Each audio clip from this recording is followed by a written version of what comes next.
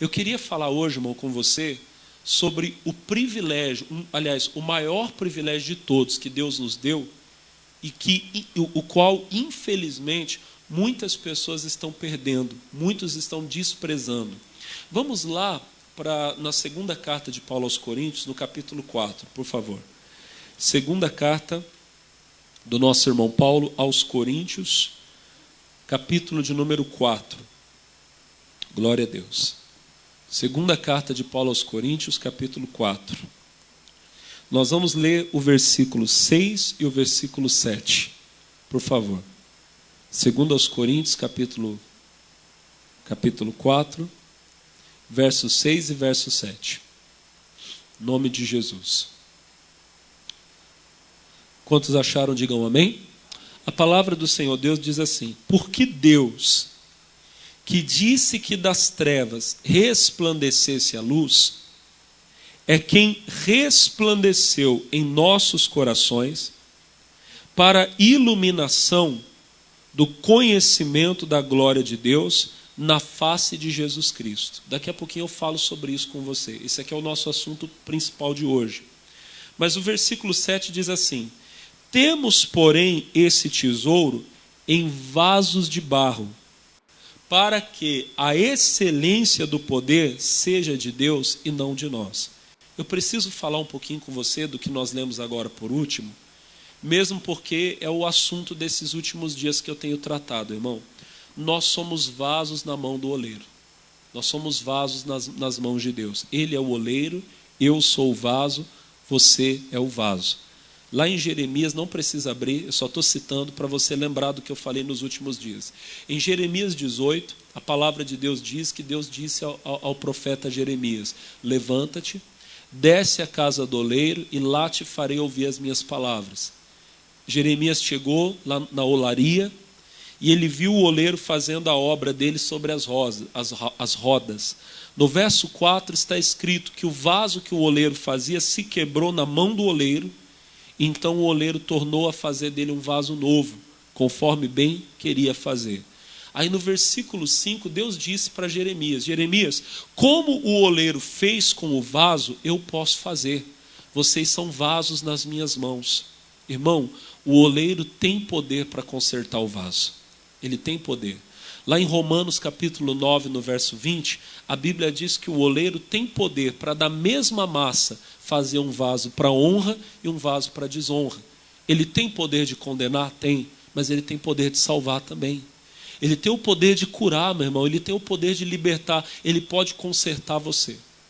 Não tem uma área da tua vida, que o oleiro não possa consertar. Ele tem o poder, ele tem o poder. Ele pode consertar teu casamento, pode consertar tua saúde. Irmão, aquilo que os médicos não podem mais fazer. O médico não tem mais um remédio. O médico não tem mais uma solução. Mas Jesus tem.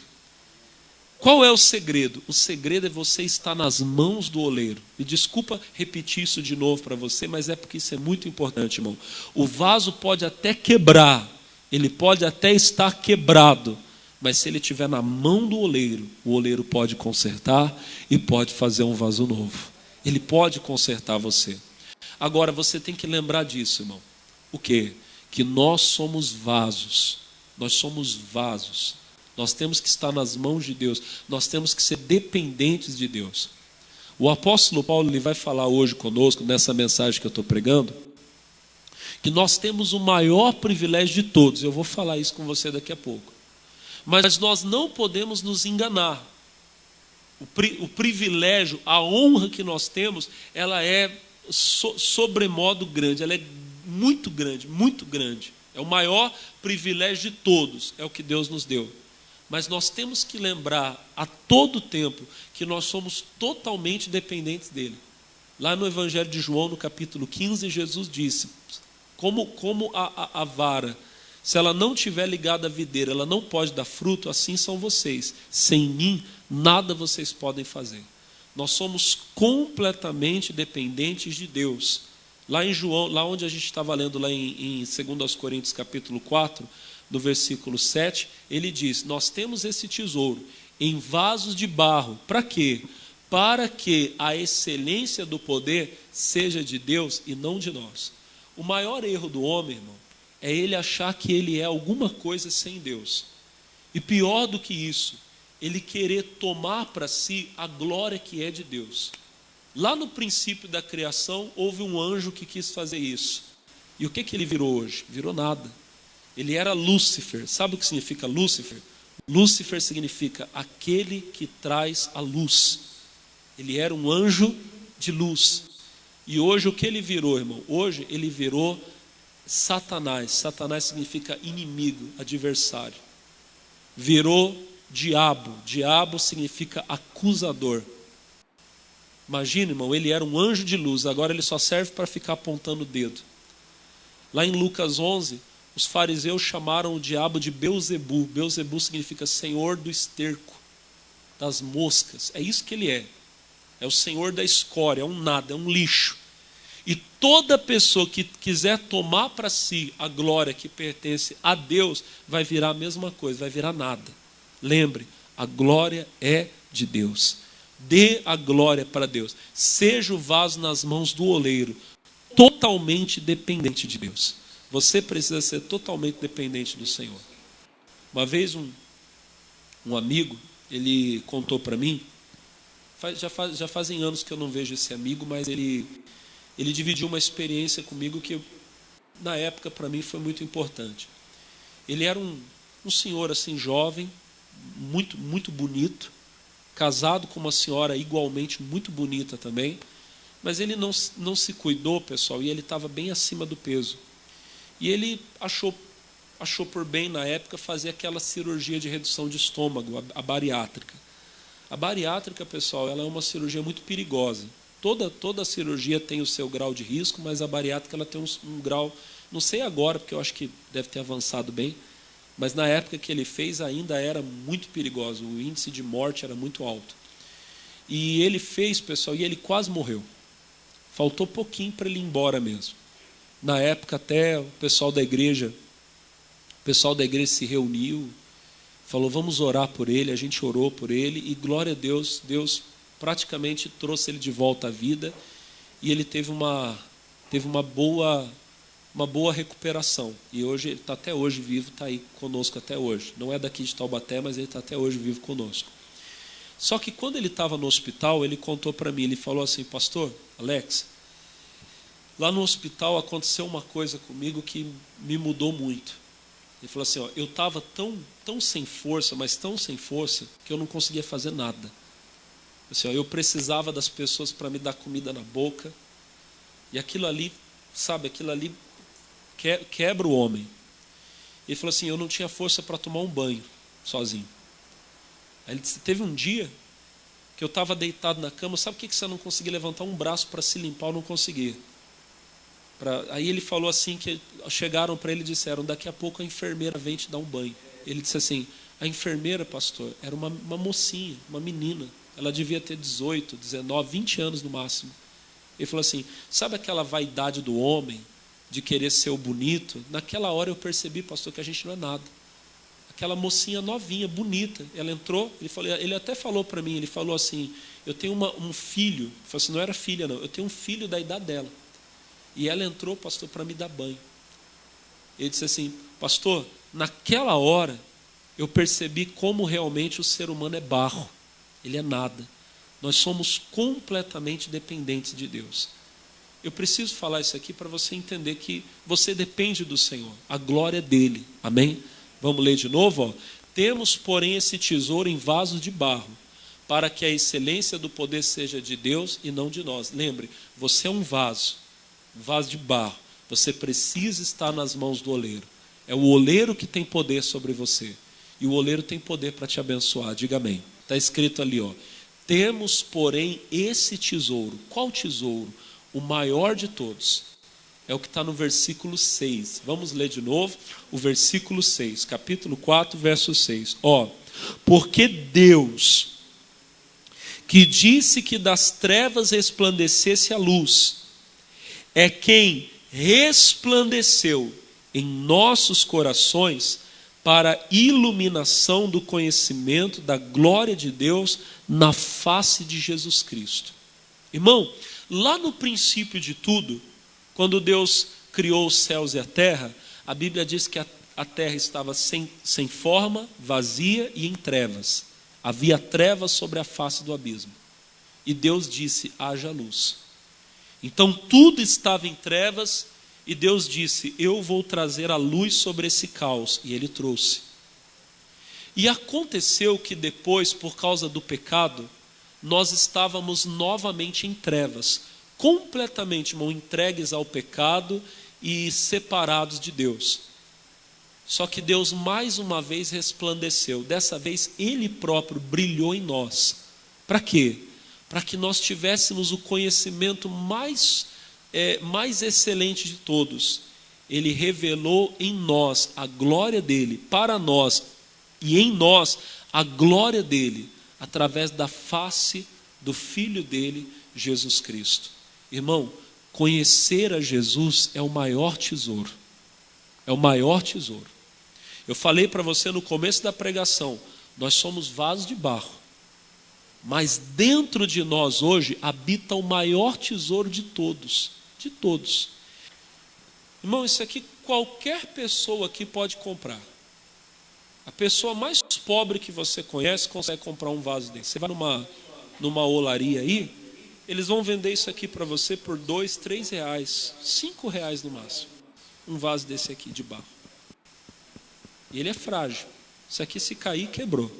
Amém? Só que olha para o pastor. Esse vaso tão simples, imagina que eu chegasse para você agora e eu falasse para você: olha, dentro dele tem um tesouro. Um tesouro. Alguém muito rico, muito poderoso, colocou aqui dentro um cheque de R$100 mil. Esse vaso não ficou melhor agora? Ficou ou não ficou? Ficou não, irmão? Vocês não querem 100 mil, não? 100 mil resolve uns problemas? Pergunta aí para o irmão, 100 mil resolve uns problemas? Vamos melhorar um pouquinho? Para deixar vocês mais animados? E se eu falasse que aqui dentro tem um cheque de R$1 milhão? Olha para o irmão e fala: R$1 milhão. Esse vaso de repente ficou mais bonito ainda. Ficou ou não ficou? Vamos multiplicar, pessoal. E se esse vaso, de repente alguém dentro dele colocasse um cheque de R$1 bilhão? Olha para o irmão e fala: R$1 bilhão.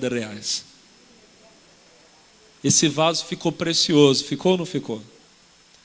Você olha para o pastor. Você olharia para tudo que você tem e de repente tudo que você tem pareceria nada perto do tesouro que tem aqui dentro.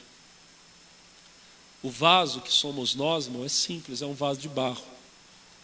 Mas Deus decidiu revelar a nós e entregar a nós o maior de todos os tesouros, o próprio Filho dele. Irmão, eu falei para você de 1 milhão, 1 bilhão. Isso, meu irmão, que eu estou falando para você é nada. É lixo. Perto do privilégio que nós temos de conhecer o Filho de Deus. Conhecer a Jesus. E aí, irmão, vem a tragédia. Qual tragédia, pastor? A tragédia, irmão, é que a maioria das pessoas tem o privilégio de conhecer a glória de Deus na face de Jesus Cristo e nunca conheceu a Deus. É possível, irmão, que você tenha passado a sua vida toda dentro de uma igreja evangélica, que você tenha ouvido pregações e mais pregações, você tenha muitos dados sobre a vida de Jesus e você nunca tenha conhecido a Jesus. E vou mais a fundo. É possível, meu irmão, que você tenha exercido um cargo na igreja de obreiro, de pastor. Talvez até mesmo você tenha tido dons da parte de Deus. Você tenha sido usado por Deus. E mesmo assim você nunca tenha conhecido a Deus verdadeiramente. Jesus falou isso lá em Mateus capítulo 7, no verso 20. Mateus capítulo 7, verso 20, irmão. É um daqueles versículos da Bíblia que a gente lê, a gente fica até arrepiado. É 7:21. Mateus 7:21. Olha o que está escrito aqui. Evangelho de Mateus, capítulo 7.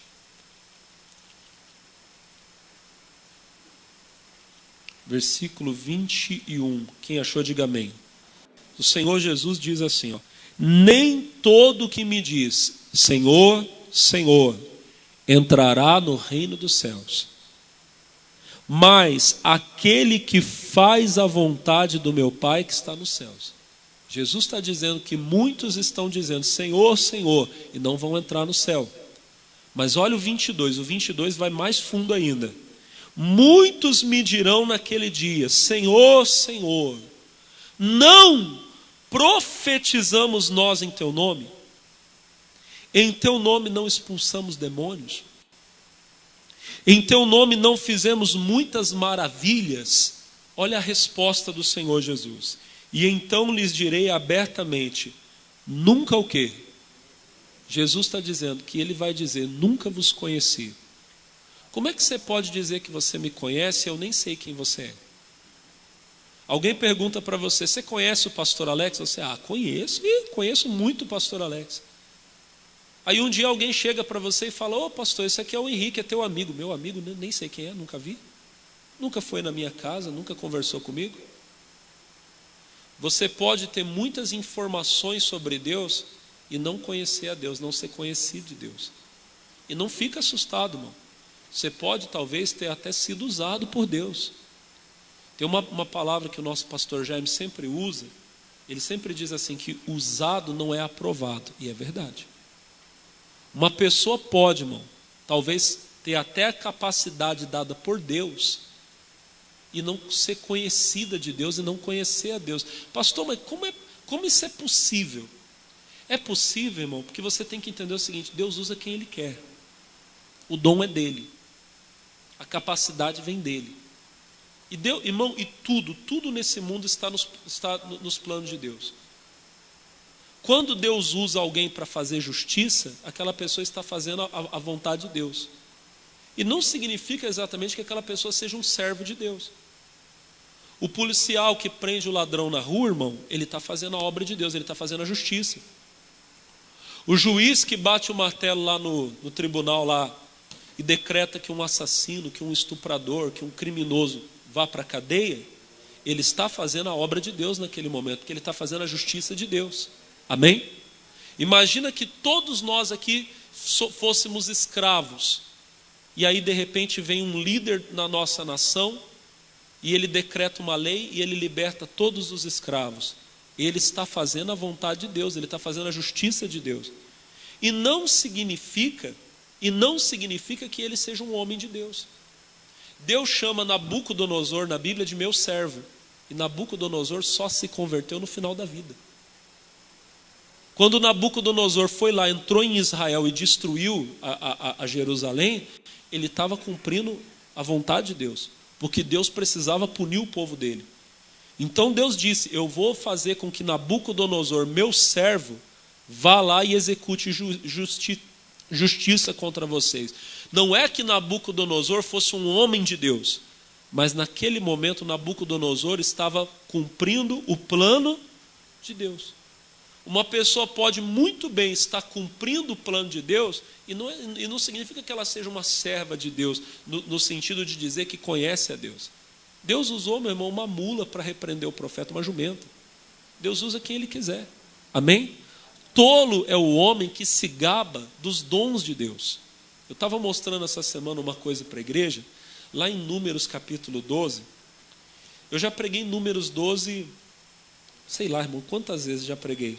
Mas nunca falei o que eu vou falar para você aqui hoje. Números capítulo 12. Isso aqui Deus me deu essa semana. Capítulo 12. Vou ler para você rapidinho. Lá no versículo 6, tá bom? Números capítulo 12, verso 6. Quantos acharam, digam amém. Antes de você ler, presta atenção que eu quero só te explicar o que estava acontecendo. A Bíblia diz que Moisés era o homem mais manso de toda a terra. Isso está lá no versículo 1. Só que daí, os próprios irmãos de Moisés, Arão e Miriam, se levantaram contra a liderança dele. Eles tiveram lá um desentendimento com Moisés por causa do casamento dele. Eu não sei exatamente o que aconteceu. Moisés tinha casado com uma estrangeira e eles começaram a pegar no pé. Por fim, eles começaram a falar assim, não é só Moisés que é de Deus, não. Nós também somos de Deus, escuta isso.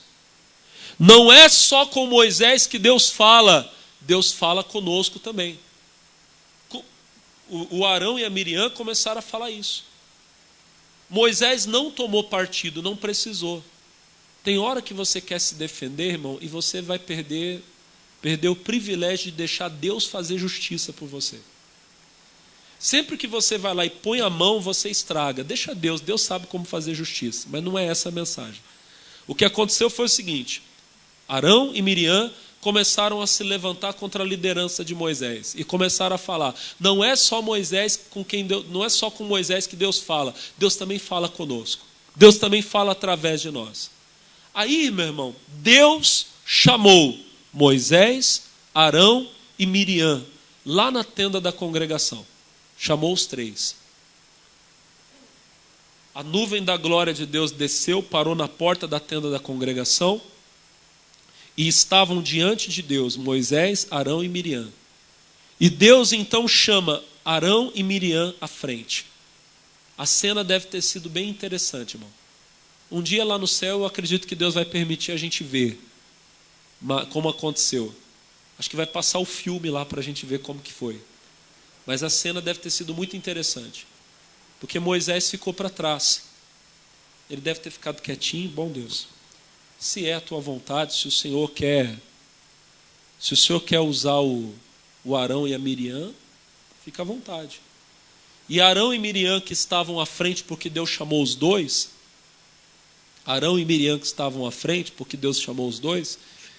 eles devem ter pensado assim, né? Eles devem ter pensado, a gente falou que não era só com Moisés que Deus falava com a gente também. Esse Moisés fica se achando. E aí olha o que Deus fala para Arão e para Miriam. Isso aqui é uma coisa muito séria para nós. Capítulo 11, capítulo 12, versículo 6. Olha Deus falando. E disse: ouvi agora as minhas palavras. Se entre vós houver profeta, eu, o Senhor, em visão, a ele me farei conhecer, ou em sonhos falarei com ele. Então olha para o pastor. Deus está dizendo o seguinte para Arão e para Miriam. Arão, Miriam, se houver um profeta entre vocês, eu vou falar com ele por visão ou por sonho. O que muita gente não entende é o seguinte: ser profeta não é hierarquia. Pastor não é hierarquia. É claro que o pastor, ele é uma posição de liderança, ele é. Mas ser pastor não significa ser líder, mandar. Pastor é ministério. É igual alguns aí, tem um pessoal agora que quer ficar colocando o nome de apóstolo. Eu sou apóstolo. Porque eles acham que ser apóstolo é hierarquia. Não, ser apóstolo é ter um ministério apostólico. E às vezes o ministério apostólico, ele está sujeito ao ministério pastoral. Então o pessoal não entende muito bem isso. Profeta é um ministério, não é um cargo de liderança. Não significa que você é melhor que ninguém. Significa que você é alguém a quem Deus tem entregado revelações. E Deus confirmou isso para Arão e para Miriam. Se no meio de vocês houver alguém que tiver um ministério apostólico, eu vou falar com ele por visões e por sonhos. Agora olha o versículo 7, pessoal. O 7 é de arrepiar. Não é assim com o meu servo Moisés, que é fiel em toda a minha casa. 8. Boca a boca falo com ele, e de vista, e não por figuras. Porque ele vê o quê?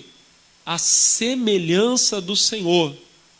Porque, pois, não tiveste temor de falar contra o meu servo, contra Moisés. Aí Deus fez justiça com relação a Moisés. Mas o que eu quero chamar a sua atenção é que Deus disse assim: Moisés não é apenas um profeta a quem eu entrego recados.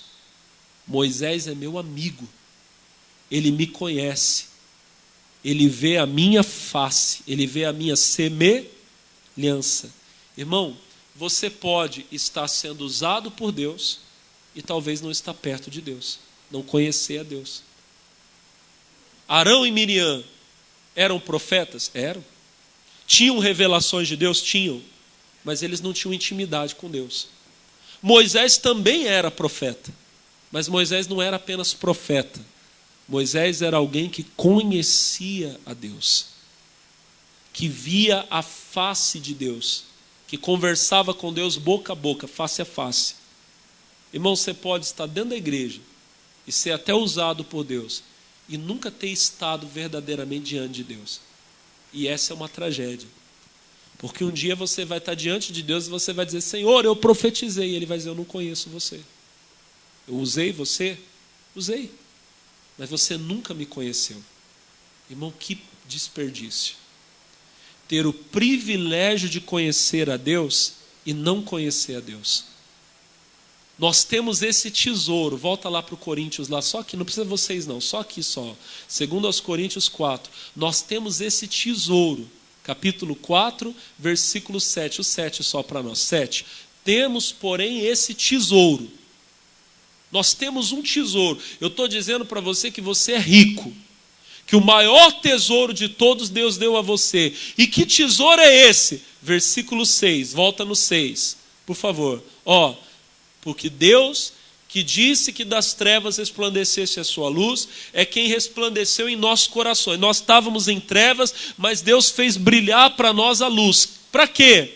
Para a iluminação do conhecimento da glória de Deus. Irmão, você pode conhecer a glória de Deus. Como, pastor, eu posso conhecer a glória de Deus? Na face de Jesus Cristo. Através de conhecer a Jesus, de ter um relacionamento com Jesus, você pode experimentar a própria glória de Deus.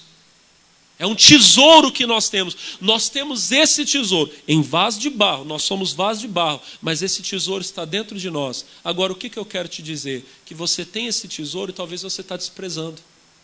Você pode ter a riqueza do conhecimento da glória de Deus e você não está aproveitando isso. Que tragédia, irmão. Passar a vida toda sendo rico e vivendo como um pobre miserável. Já pensou? Passar a vida toda sendo rico e vivendo na miséria. É igual aquela história que eu já contei para vocês aqui umas 1000 vezes.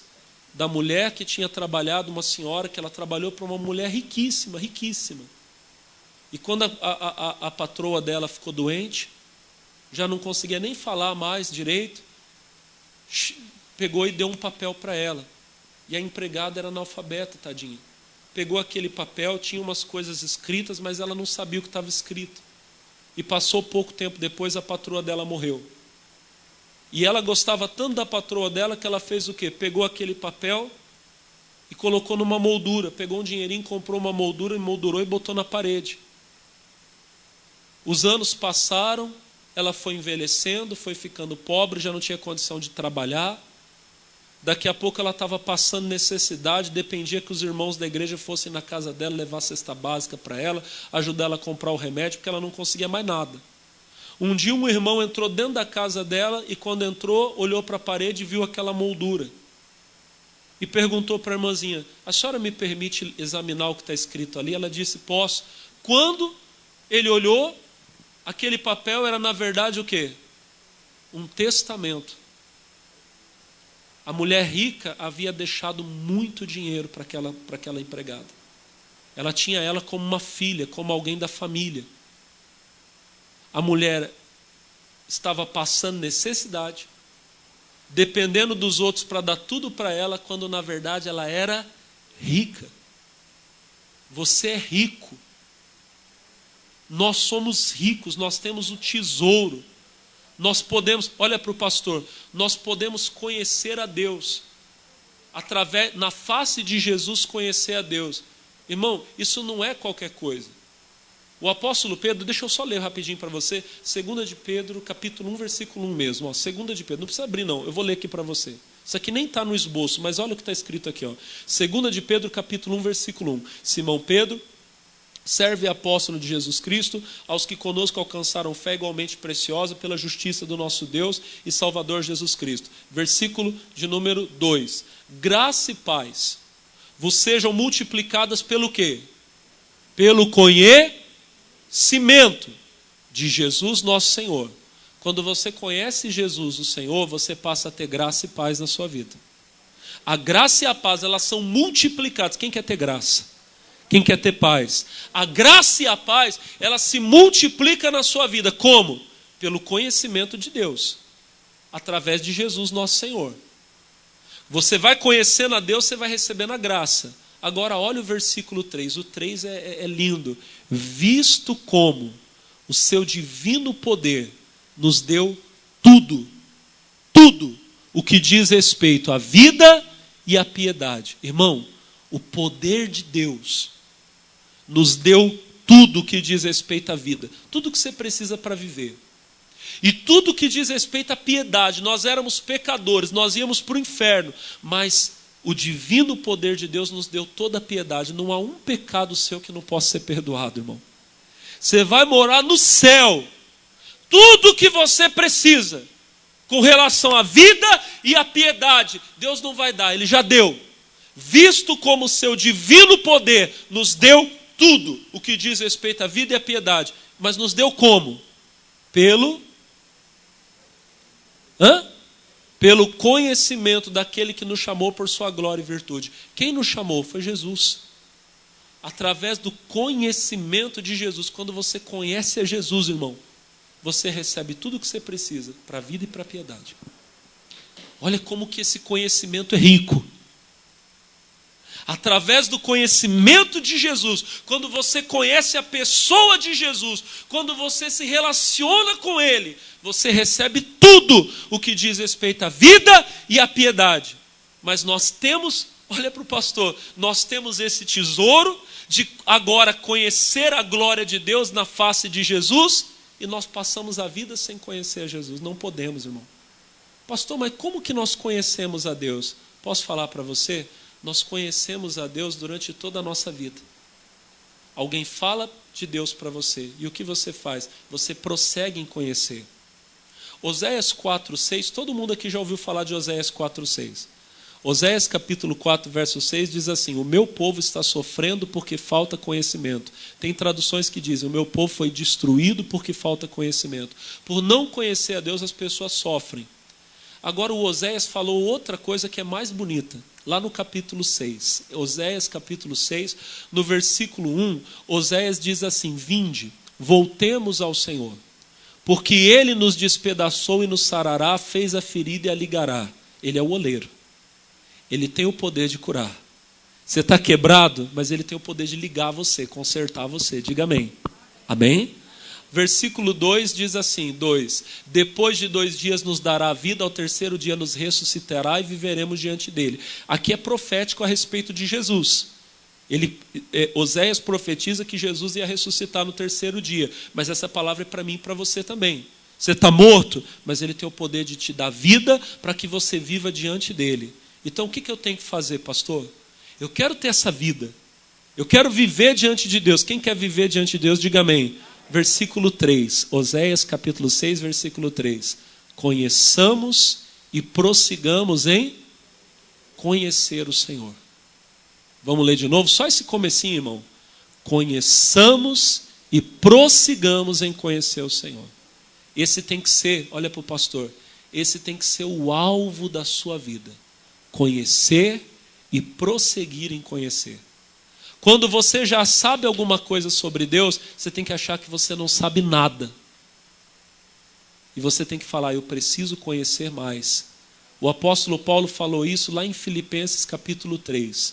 No versículo 8, ele fala sobre a riqueza do conhecimento de Deus. Filipenses 3:8, ele diz que conhecer a Jesus é a maior riqueza, que o resto não vale nada. Olha só, Filipenses 3:8. E na verdade, tenho também por perda todas as coisas, pela excelência do quê? Do conhecimento de Cristo Jesus, meu Senhor. Olha para mim, irmão. Paulo diz, olha para mim. que conhecer a Jesus é algo tão precioso que para ele o resto é perda de tempo. Irmão, tem tanta coisa grande para a gente conhecer, para a gente aprender. Mas quando você descobre Jesus, irmão, o resto fica tão pequeno. Sabe, a Bíblia diz que a ciência ia multiplicar. Ciência significa conhecimento. É verdade. O conhecimento natural, meu irmão, ele está aumentando. Hoje, a gente tem acesso a coisas, irmão, que os homens mais ricos das gerações passadas não tinham. Você faz, irmão, em 10, 15 minutos a comida que a sua avó levava 3, 4 horas para fazer. Por quê? Porque tudo é fácil para nós hoje. A ciência descobriu que você consegue aquecer o alimento em minutos. Você pega o prato de comida, você põe 1 minuto lá no micro-ondas, lá em 1 minuto a comida está quentinha. Não precisa nem disso. A sua avó, coitada, tinha que pegar o machado e ir para o meio do mato, cortar a lenha. Não estou muito longe, não. Tem irmão aqui que fez isso. Quem já cortou muita lenha aqui, ó? Meu Deus do céu, levanta a mão. Cadê o pessoal do grupo de risco? Deixa eu ver. Brincadeira, tá? Por favor, fica chateado, tô brincando aqui. Mas é verdade, irmão. Meu pai fez isso. Meu pai.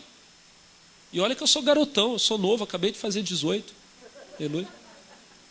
Mas meu irmão, meu pai ia lá, meu irmão, pro meio do mato lá, cortar lenha para acender o fogão. Demorava lá 2 horas lá, fazendo fogo lá para poder fazer comida. Hoje você faz em 5 minutos.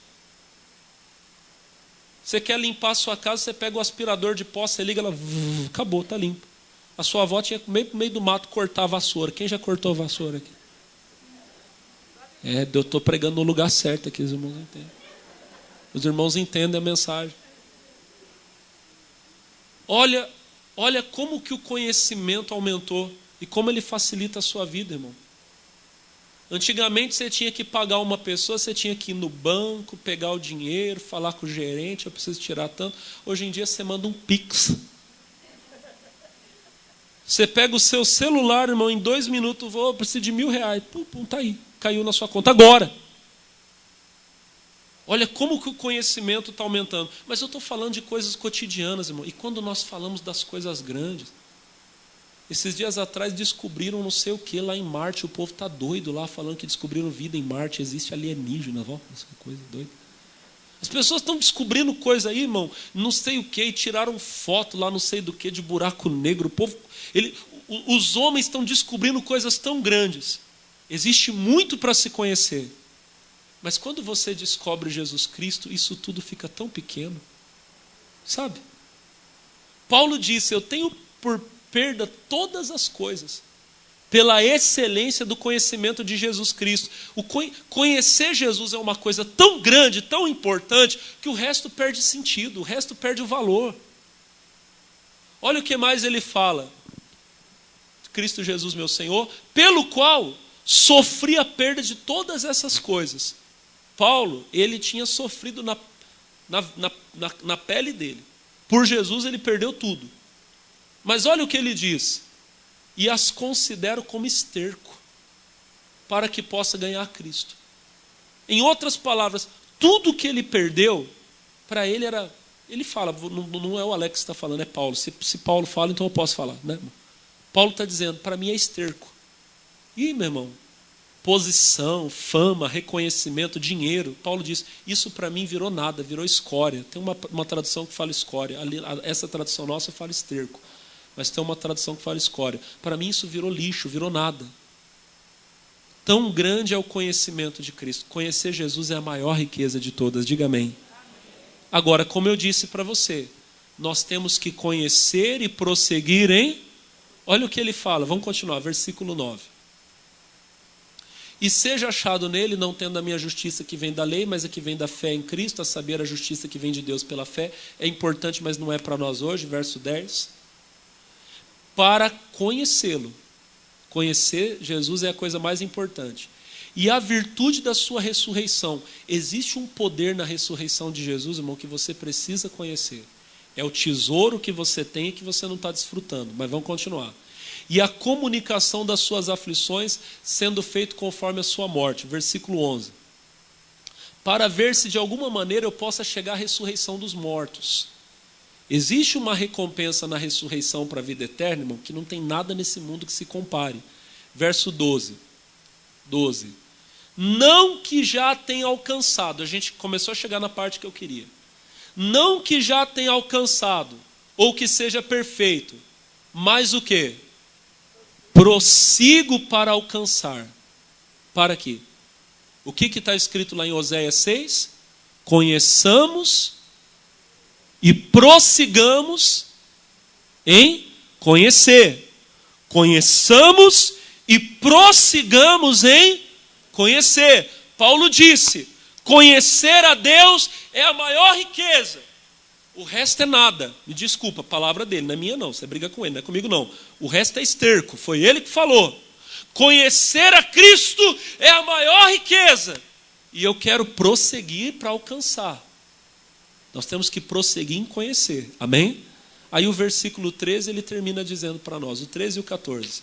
Irmãos, quanto a mim, não julgo que haja alcançado, mas uma coisa faço. E é que, esquecendo-me das coisas que para trás ficam, e avançando para as que estão diante de mim, o 14. Prossigo para o alvo. Você tem que prosseguir. Qual é o meu alvo? Conhecer Jesus. É o maior tesouro, é a maior riqueza. Eu vou batizar alguns irmãos aqui hoje. Você que vai ser batizado e você que já é batizado há 20 anos, como eu. Irmão, conhecer Jesus é o maior privilégio, é a maior riqueza. Prossiga em conhecer. Não adianta você ser igual o Arão e a Miriam. Eu sou profeta, mas você conhece Deus. Você já viu a glória dele? Você conhece a face de Jesus? Pastor, ainda não. O que eu tenho que fazer? Prossiga em conhecer. Se aproxime de Deus. Olha, não tem nada nesse mundo que se compare. Nada. Todas as riquezas desse mundo, glórias desse mundo, tudo isso é descartável. O conhecimento da glória de Deus na face de Jesus é o maior tesouro de todos. Eu quero conhecer. Você deve conhecer esse tesouro. Amém? Por favor, fiquem todos de pé em nome de Jesus. Amada igreja, coloque as mãos sobre o coração. E diga para Deus agora, diga: Senhor, eu quero te conhecer. Fala para Ele, esse é o maior tesouro. É a maior riqueza. Não há nada que se compare.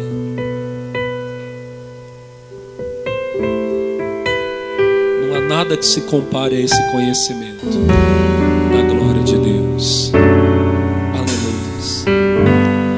Tudo que eu quero está em Ti. Toda a minha vida eu entrego tudo, Senhor. Pois não há outro além de Ti. Tudo que eu possa conquistar, tudo que eu possa conquistar, não se compara à Tua presença, nem ao prazer de Te adorar, nem ao prazer de Te adorar. Dias vêm, dias vão, e em meu coração só aumenta o desejo de Te encontrar. Agradecido eu sou pelo que já recebi, mas não estou satisfeito. Eu quero mais te conhecer e prosseguir te conhecer. Esse é o alvo da minha vida, Senhor. Te conhecer, aleluia, e prosseguir te conhecer. É tudo que eu quero pra minha vida, Senhor. Tudo que eu quero está em Ti.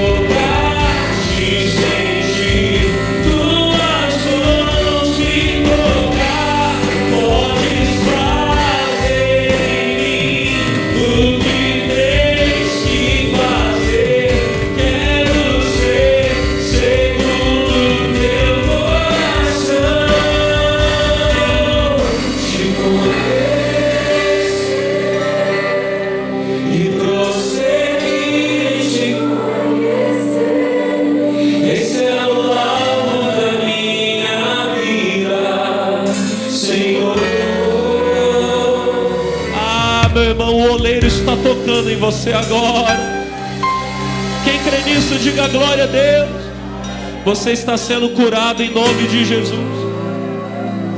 O poder de Deus está passando em você agora, está destruindo toda enfermidade, toda doença.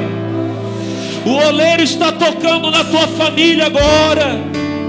Ele está consertando o casamento que estava quebrado, destruído.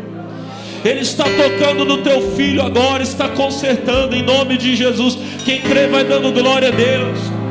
Você que chegou aqui hoje quebrado, endividado, falido, devendo para todo mundo, o oleiro está consertando a sua vida agora.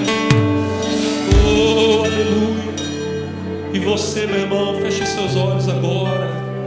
Você que chegou aqui hoje quebrado em pecado, em iniquidade, em rebeldia, desobediência, nesta hora o oleiro está tocando em você. E o oleiro está perdoando os seus pecados. Ele perdoa toda iniquidade, Ele sara toda enfermidade. Receba a cura e receba o perdão. E receba a libertação em nome de Jesus.